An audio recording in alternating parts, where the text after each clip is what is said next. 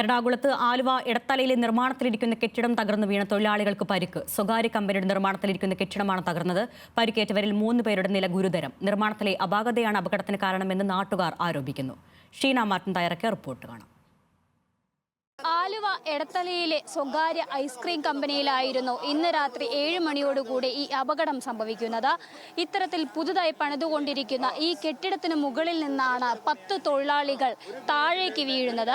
അതിൽ തന്നെ 10 തൊഴിലാളികളിൽ തന്നെ 10 പേരെയും തന്നെ രക്ഷപ്പെടുത്താൻ സാധിച്ചിട്ടുണ്ട്. 3 പേരുടെ നിലയാണ് ഗുരുതരമായി തുടരുന്നത്. ഈ ഗുരുതരമായി തുടരുന്ന 3 പേരെയും ഇപ്പോൾ രാജഗിരി ആശുപത്രിയിൽ പ്രവേശിപ്പിച്ചിട്ടുണ്ട്. മറ്റുള്ളവർക്ക് കൈക്കും കാലിനും നെഞ്ചിനുമാണ് പരിക്കേറ്റിട്ടുള്ളത്. അതുപോലെ തന്നെ ഈ ഐസ്ക്രീം കമ്പനിയുടെ ഒരു അശാസ്ത്രീയതയായിരുന്നു ഇപ്പോൾ നാട്ടുകാർ ഇവിടെ ഉന്നയിക്കുന്നത്. ഇത്തരത്തിൽ ബലമില്ലാത്ത കമ്പികൾ ഉപയോഗിച്ചാണ് ഇത്തരത്തിൽ ഈ കെട്ടിടം പൊക്കിയിട്ടുള്ളത്. അതിലായിരുന്നു ഈ 10 തൊഴിലാളികളും പണിയെടുത്തിരുന്നത് എന്നാണ് പറയുന്നത്. ഏകദേശം 200ഓളം തൊഴിലാളികളാണ് ഈ ഐസ്ക്രീം കമ്പനിയിൽ പണിയെടുക്കുന്നത്. ഇതിൽ തന്നെ നാളെ വിശദമായ അന്വേഷണം നടത്തുമെന്ന് പോലീസ് പറഞ്ഞിട്ടുണ്ട്.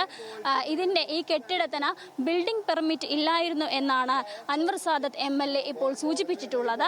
ഇത്തരത്തിലൊരു അന്വേഷണം തന്നെ പുരോഗമിക്കും എന്നുള്ള വിവരങ്ങളാണ് ലഭിക്കുന്നത്.